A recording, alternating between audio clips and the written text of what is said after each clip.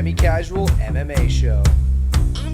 Ladies and gentlemen, we are live. The boys are back. Welcome back to another episode of the Semi-Casual MMA Show. I'm your host, as always, Jared Brosnan, joined alongside my partner in crime, Joe Bear, who recently has moved to a new house. Tell us about that, Joe. Finally, dude, I got my own place for once. It's coming along really nicely. I gotta be honest. I need a couple more things, to finish off like some of the interior design, and I'll be good to go. It's like my dream place. I got to live on my own and get to do everything that I want with my own privacy. I like it. I'm excited. There you go. Well, I mean, it's looking great from what I can see right there. Definitely less messy than the office building I'm posted up at right now. No, it's okay. So we're recently coming off of a UFC Columbus card, a card that you actually were live and in attendance for. So what was it like going to that event? What were your biggest takeaways? It was amazing, man. I mean, I felt so addicted afterwards to just be like, all right, I'm going to go to Jacksonville. I'm going to go to Arizona. And I was just thinking to myself, I have to go to more shows. Like whenever there's a show in the US, I have to go. It was the best live experience I've had. Honestly, it's up there.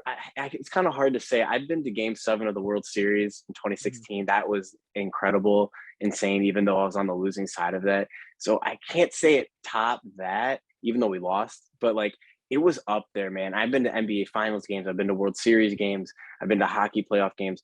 That was a fun one, man, and something I'll never forget. My first UFC experience. Got to sit on the floor. It was a great time. Yeah, I mean, I unfortunately have not been able to make it to an event yet just because of COVID, and I'm in Massachusetts, so I don't know. Even though that they've gotten rid of the restrictions, it seems like Dana White's more so catering to the people who helped him out at the beginning when things weren't open. So I don't know the next time we're going to see a UFC event here. I think the last one that was here was Chris Weidman versus Dominic Reyes, if I remember correctly. But oh wow, damn. So I mean, just by those names alone, you can tell how long ago that card was. Yeah, that's got to be 2018. Yeah, I'm pretty sure it was 2018. Yeah, because usually they would come to Boston about every 2 years. They did a pay-per-view here not too long ago, and then when Conor McGregor was making his rise, when he was fighting in America originally, they had him fighting in Boston just because of the big Irish population over there. People, yeah. But I haven't been able to go to one. I'm really looking forward to. I'm hoping that Bellator does another event down in Connecticut that I can make it out to, or maybe that the UFC will do like a fight night or something like that up there. But we shall see. I was lucky enough. I've been to 2 Stanley Cup final games with my dad. Shout out to my dad who's listening at home, and shout out to my mom too, of course. But we went to Game 3 of the 2011 Stanley Cup when Nathan Horton, I don't know how big you are in hockey, but Nathan Horton got pretty much decapitated in the first period, and the Bruins ended up smoking him 8-1. It was one of the best experiences of my life. I got up on the Jumbotron a couple times as, little 11-year-old, but we actually, I remember we were up in like the nosebleeds with all the diehards, and it was just an incredible environment, except for one drunk guy. And this guy saw me waving my towel.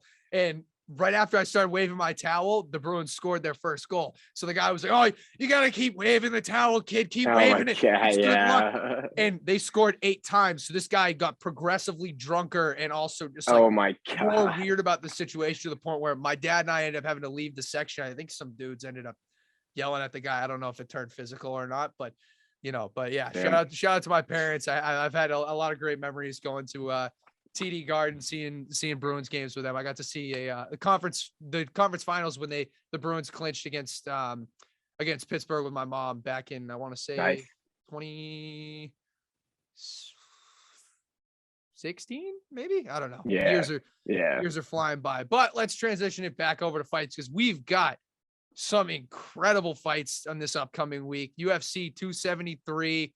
There's 3 massive fights on the back end of the card. And why don't we just start it off with the main event? We got Alexander Volkanovski fighting Chan Sung Jung, the Korean Zombie. I am a huge Volk fan. I personally don't see any avenues for Korean Zombie to win, but maybe you have a different opinion, Joe. Unfortunately, I don't have a different opinion. I'm a big, big, big, big Korean Zombie fan. He's probably one of my top three favorite fighters. Mhm. And I'm when they first announced this fight, I'm like, let's go. He gets a shot. He gets one more chance. And then I remember like, oh, he's probably facing the best featherweight in UFC history. Mhm. A couple more wins. I think we can say he's better than Aldo. McGregor didn't last long enough. So it's I take a shot every time we talk about how lines are off on this show because we do it every single time. But it's another one of those cases with this fight. It's just the line. It's insane. I mean, minus 800. I mean, that's just ridiculous. We all think everyone thinks that Volk's going to win. I mean, I don't think anyone can confidently say that Zombie's going to win. But it's MMA. He's got a puncher's chance like everyone else, But unfortunately, I don't have a different opinion on this. I agree with you, but yeah, the line, man, I don't get that. There's gonna be so many people taking a stab at plus 500. I think it was like plus 575 last time I looked, and Mhm. yeah, that's just crazy. But I hope Zombie at least puts up a fight. I hope he can put up a war. Just show that he's still at the top, even though we know he's still in that upper echelon of fighters. But yeah, I mean, it should be a good fight at least. And I hope if Volk wins, I hope we get a performance that can make us finally say like, all right, he is that guy. Mhm. Because for me personally, I'm a big fan of his, but other people, casuals and other MMA fans, they don't like his style. They don't like how the Max Holloway the second fight went with him. So we'll see. We'll get a lot of answers this Saturday. I'm excited. Yeah, I mean, I think that it's crucial for Volk to get that finish as a champion because he hasn't finished anybody since Chad Mendez back in I think 2018, which is Yeah.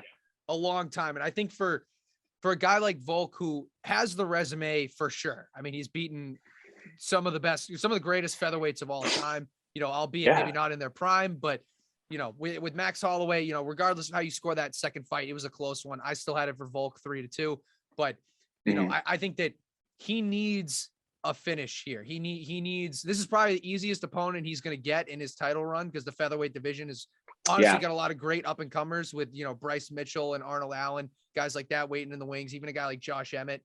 Um, Mhm. I think that Zombie is in the twilight of his career, and obviously, like you said, he's got a puncher's chance. But I mean, Volk is unbelievable, and all the credit in the world to Brian Ortega. But Korean Zombie Yeah. lost a striking battle with Brian Ortega. I don't think he's going to win it with Volk. So Yeah. I think that I just can't see any way that the Korean Zombie wins this fight. I think it's more so a factor of can he last the 25 minutes or does he get stopped before then? Yeah. I don't know that I see Volk finishing the fight because I think that Zombie's durability will hold up, and I think the Brian Ortega fight definitely showed that. But Yeah. I do think that he needs a finish here if he wants to start putting himself in that conversation of not just best fighters on the planet right now, but best fighters of all time. So we'll Right. see how that one goes. But in our co-main event, we have a rematch between Aljamain Sterling and Petr Yan, two guys that fought right around this time last year, and Aljamain Sterling won the fight controversially by an illegal knee from Petr Yan. How do you see this fight going down the second time? Man, I got Aljo, man. I'm people are calling me crazy. I think Mhm. this is gonna be different. I really do. Aljo's looking great. If you follow him on Instagram and follow what's been going on with him, he looks lean. He looks ready. He's working heavily on that cardio, which will be a big factor. And he knows going in what he can't do that he did in the first fight. He knows exactly. He can't just go out and recklessly and just expect that he's going to get him down, even though Aljamain's very, very good at that. But I mean, if it gets to the ground, Aljo is going to be very, very, very, hard to deal with due to his jujitsu. And I love Petr Yan. I think he's a great fighter. And I just think I worry about, where his head's at. I think if he cannot go in there, angry or upset or taking all this personally, he needs to go out there and really like you know focus. I mean, and that's a thing that also plays into a factor. He won't have his coaches with him due to Mhm. visa issues, and I'm not saying that's a big thing and a big difference maker. But Plays a role. I mean, ask any fighter. They'll say like, if like, could you deal without having your coaches, for With the a exception of championship Mike fight? Perry, yeah, I don't think they'd be too happy about it. Yeah. But like for a championship fight, you need your coaches. You need like the guys that have been helping you train for this for 6, 8, 10 weeks, however long it's been. And I worry, I worry that he's overlooking Aljo, and I believe that a lot of the fans are, because personally I think Aljo is the first or the most hated man in the UFC right now. And I didn't like how he was posting with the belt after he lost, but I mean, at the end of the day, like, Jan made the mistake. We should also be upset at Jan, for doing that. You can't get away with stuff like that. And I'm happy they did that. I mean, ask any of these people who are criticizing, both of them, honestly, take a knee to the head. What's gonna, what I mean? Like that, you're gonna get hurt, and you're gonna get hurt bad. You're gonna be compromised, and whether you like that or not, it's just how it is. And I was happy the fight ended that way, honestly. But I believe Aljo's got this. I really do. And at that price, I think what was the last line he was at? I think it was He's plus plus 450 right now. Jan is minus 400. 500. Yeah, and I definitely agree there. Listen, Like, man, I think there's a lot of value on Aljo right now. I think that even if you just go back and look at the first fight, right? Like, Piotr was definitely winning the fight, and I think he was. I think that you could score it 2-2 after that fourth round, assuming that there was no illegal knee. You could score it 3-1 for Jan. I think one of the judges had it 2-2, and the rest of them would have had it 3-1 if I remember correctly. But I think that there is a lot of value there. That being said, I don't think he's going to win. I just don't. I think that, the biggest thing in the last fight between the two of them was the fact that Sterling just came out and was spamming buttons, basically. He looked like he came out, he threw, I think, more than double the amount of shots that Piotr Jan threw, and then landed the same amount, basically. And in a 5-round title fight against a guy with cardio like Jan, you can't afford to gas yourself out like that. So hopefully he comes in here with better conditioning. But there was another aspect of the fight that really contributed to how much his gas tank fell in those later rounds, was the fact that he was 1 for 17 on takedowns. It's terrible. 1 for 17. And not only that, he spent the majority of even the round that he won trying to take him down. And Piotr Jan, on the other hand, 7 for 7, and I just think that Jan is a much more intelligent fighter. I think the lay and pray Jan that we saw in that last fight won't even be a thing in this one, just because he's got that timing down from Aljo. He's fought him before. He knows what his tendencies are. Obviously, things change from fight to fight, but I just think that we're going to see Jan really try to make a statement here. And I think his inside trips were beautiful. If I see Aljamain Sterling throw another one of those spinning back elbows that never worked in that entire fight, then I'm going to go crazy, especially if I'm betting on him. But I mean, there were so many times where he made it so easy for Jan to take him down by throwing those spinning attacks and then Jan taking his back.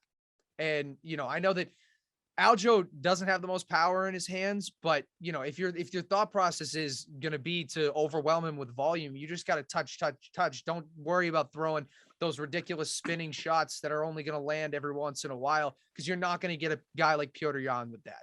And I think that if he can be a lot more calculated, I think it's going to be a close fight. I think he does have a good chance to win, but I just don't see Piotr Jan losing in this fight, or quite frankly, in any fights in the bantamweight division for quite a while. So, we'll see. It's going to be one to keep an eye on for sure. I think of the 3 main fights on this card, I think that this one is definitely the closest between them. If I were to make odds on, I'd probably put it as like minus 250 for Jan.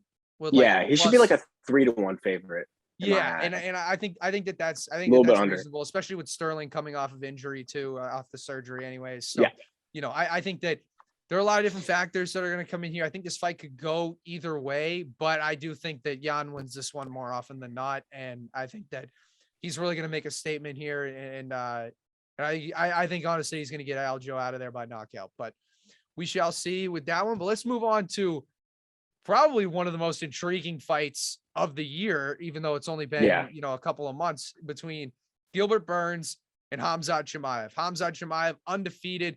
Only 3 punches have been landed on him in 4 UFC fights, which is got to be a record of some sort. I don't know. It is, yeah. Yeah, I mean, It is. it's just absolutely incredible. As of right now, we see Khamzat as a minus 570 favorite and Gilbert Burns coming back at plus 390. Gilbert Burns, very experienced guy in jiu-jitsu. He's been in the UFC for a long time, had a decent run at lightweight, but then moved up to welterweight. Where do you see this fight going? Do you think those odds reflect the fight accurately?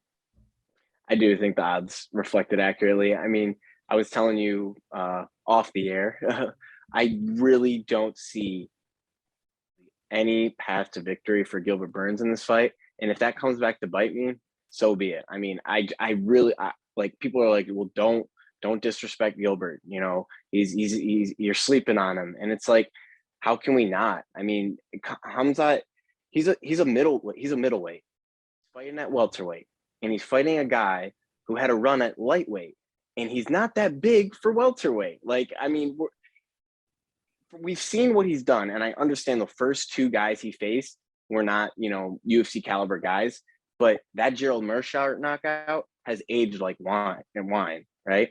And we saw what Li Jingliang what he did to him, and you know that, I guess, wasn't, you know, great, even though he finished him in the first round, because like Lee has had trouble with grapplers.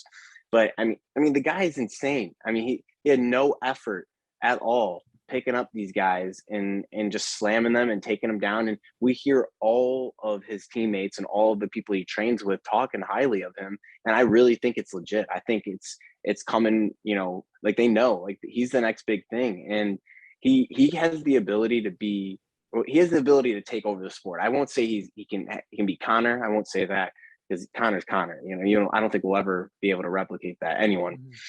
But he can be that. He can be the face of the company once, you know, Conor finishes his career, whatever he ends up doing. We don't know. He could be the face of the company, and I believe that if he gets him out of there in the first round, I worry about him jumping Leon, because yes, I would rather see Hamzat versus Usman than Leon versus Usman, but I really hope that they don't, you know, do Leon dirty like that. He deserves it. Let's get him out of the way. Have Hamzat fight, you know, beginning of next year, him and Usman, maybe even in the winter, depending on if they can lock down that Usman fight for International Fight Week. But yeah, I mean, Hamzat's gonna get in there. I would rather see him. Well, actually, I don't know. I was talking to you also about it. Like, would I rather see him go out there and sub the BJJ guy, or would I rather just see him like, all right, Mearshart knockout, 1 punch, 2 punches, whatever it may be? You know, I hope to see another dominant performance, and I'm a big fan of his. So I guess we'll see how it plays out Saturday, but it is the most anticipated fight of the year for me so far. Yeah, I mean, I think the odds are disrespectful but accurate. You know, I think it's wild to me that they would make the odds the way that they are, given the pedigree of Gilbert Burns, given what Gilbert Burns has even done at the welterweight division. I mean, we can look back at Gilbert's fight with Kamaru Usman, the way that it ended, obviously a knockout for Gilbert Burns, but he had a lot of great striking in that first round. I know he either dropped or wobbled Usman, you know, so I think that you're right. If this fight goes to the ground, I don't think Gilbert's going to be able to do anything with him. I think that Hamzat is really just this otherworldly talent that, you know, I think I think he is who we think that he is. But the thing we don't know about Hamzat is his chin. And, you know, I think that if Gilbert can avoid getting picked up and dragged across the octagon like all of Hamzat's opponents have, which I know you think won't happen, but you know, I think that, you know, Gilbert obviously presents the biggest challenge for Hamzat so far. And so I think if he can keep it on the feet, we're going to see if Hamzat does have a chin. But if he has a granite chin on top of his talent, I mean, this guy's going to be unstoppable. I think he could go down as the greatest fighter of all time and never have any competition for it, you know, because what he's doing right now, I don't think could ever be replicated, you know? No. And part of it has to do with his talent, but also just, you know, every fight's going to go a different way. There was no guarantee that Hamzat was going to connect on that first punch he threw with Gerald Mearshart, you know, but it happened. And so I'm hoping that if Hamzat does win this fight, I hope he wins it in spectacular fashion again. I'd love to see the hype going. I'd be really interested to see how Usman responds if he starches Gilbert Burns, even like, because I think that Usman is pretty close to retiring. I wouldn't be surprised if he Yeah, ducks him, you know? he's I think, praying Hamzat does not win. I'm telling you.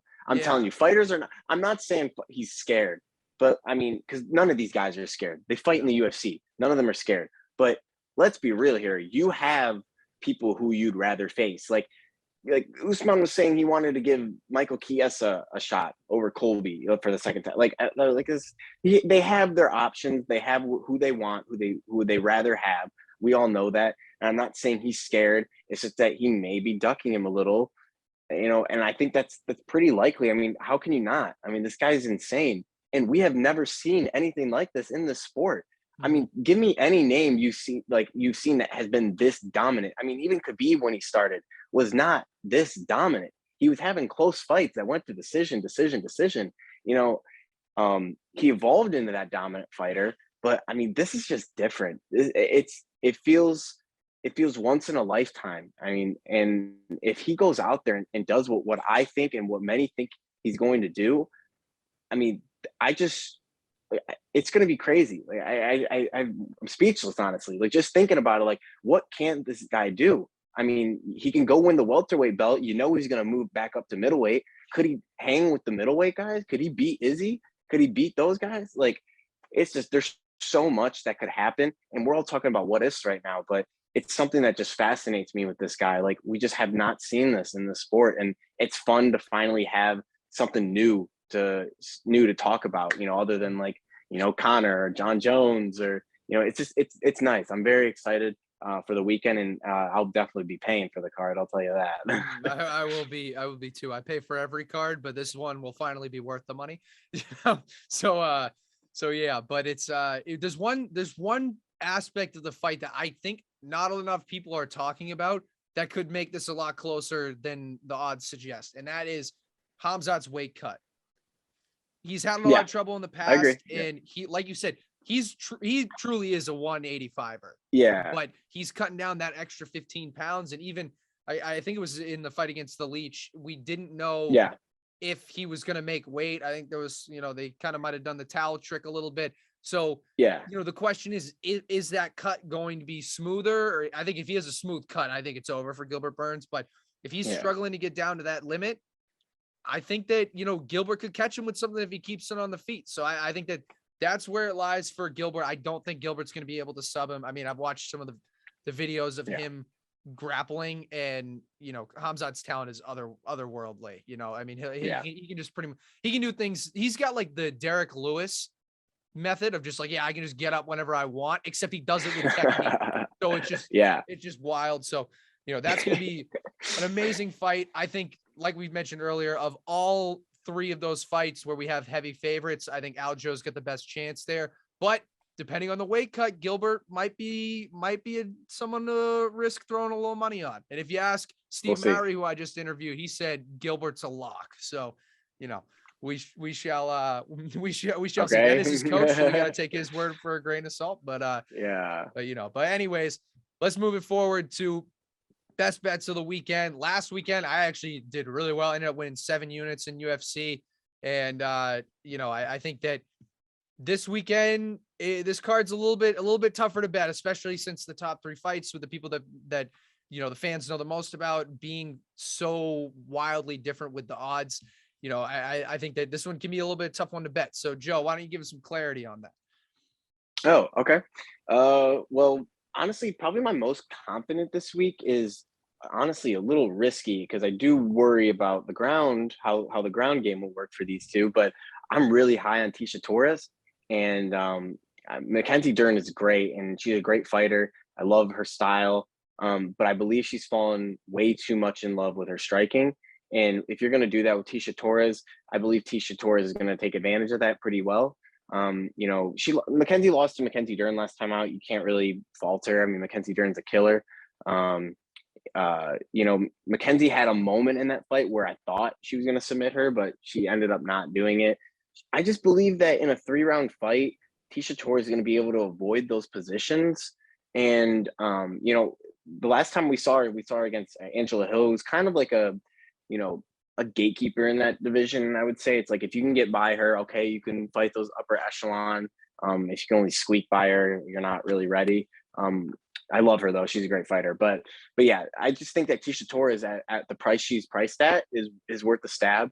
I was thinking that maybe come like fight day that might change. We'll see. If she is a dog, I would honestly, I would invest even heavier on her.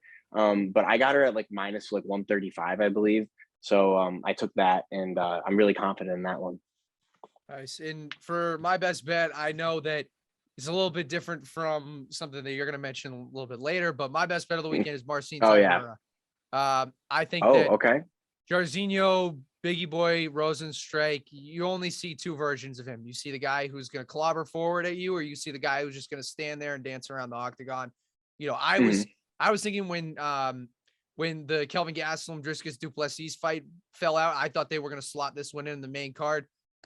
Very glad that they didn't, because I'm sick of seeing heavyweight fights that get thrown on the main card that don't end in finishes. And I got a feeling that this one's going to go similarly. I think that Tybura's ground game is much better than Jairzinho's. And I think that, as long as Tybura doesn't get caught, then I think he's going to be fine. I don't have a lot of faith in a guy like Jairzinho, because in a lot of ways he's like a knockoff Francis Ngannou. He's someone who has that one punch knockout power, will just run at you with everything that they got. But the difference is that Ngannou has the well-rounded game. I mean, we saw that with Gane when he was wrestling him. Jairzinho just doesn't have that well-rounded game.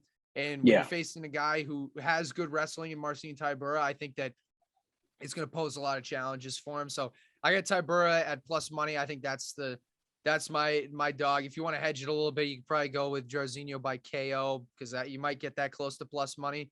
But, I think that it's either Tybura by decision or it's going to be Jairzinho by KO, but I got Tybura by decision. Yeah, I lean Jairzinho in that fight, but I can't really fault you for the Tybura pick. I mean, plus money, it's a good pick, but like Tybura's been knocked out before, and I just kind of see this kind of going the way the Augusto Sakai fight went with Jairzinho. I mean, he's been at a bit of a crossroads here, and I believe he'll lay it out there this week. And he's looked good. I've seen him on his Instagram. He's looking like he's ready, and I just hope that he puts that pressure on. That what brought him to the UFC, instead of like some of these past couple performances he's had. You can't really knock him for the Curtis Blades loss, but I mean, he didn't throw in that Volkov fight, and that's that's an issue, Or no, I'm sorry, Cyril Gane. Sorry, yeah, that Cyril Gane fight. So yeah, we'll see.